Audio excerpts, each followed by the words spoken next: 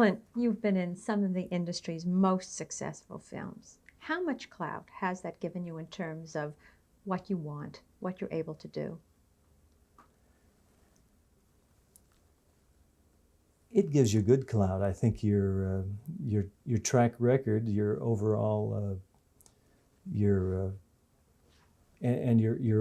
performance over the long haul is what really gives you the most clout. You can have, though sometimes a person will have a smash one picture and then everybody say yeah, and they jump on the bandwagon and then they're disappointed the next. We see it all the time.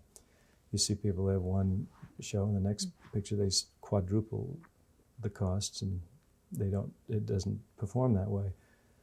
But I think it gives me enough clout. I have a reputation for trying to be reasonable. I've had a chance to do some films that would have been very, very costly, and I've tried to avoid that as much as I would have maybe liked to have stretched out and tried a project. But you have to have a certain amount of practical mind. When I do a stretch kind of project, I try to make it one that is reasonable so that the film has a chance of coming out so that nobody takes a real bath with it. Did the box office failure, and I'm not quite sure it was really a failure, of Bronco Billy diminish the clout?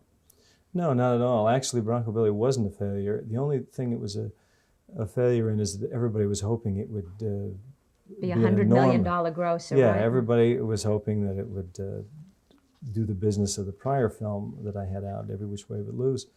But it wasn't intended to do that. It wasn't intended to be for the same audience even. It was intended to be another type of film, and it had a 15, to this point has had a $15 million film rental domestically, and has had some very good foreign business, and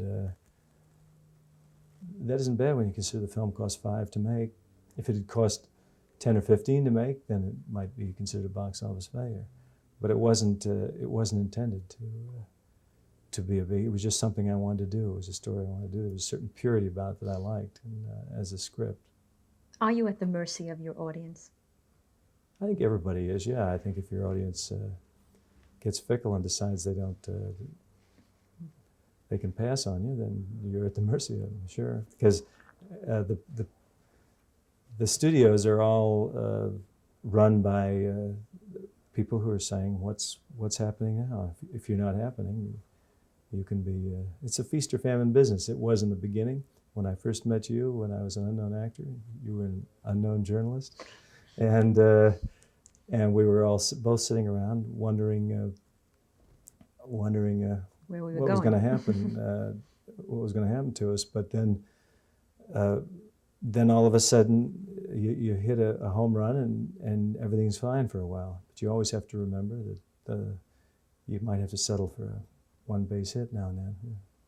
The media often writes about a Clint Eastwood film. Executives talk about a Clint Eastwood films. Do you know what they mean when they say a Clint Eastwood film? They mean a film with Clint Eastwood in it, I suppose. It's yeah, they just mean a film that I'm playing the protagonist in. That's it, the protagonist, basically. I think so. Maybe I've had some films where I've stamped the character fairly hard, and it becomes a sort of mine. But I can't think of any. I'm not objective about any of that sort of thing. To me, it's a film that I'm in.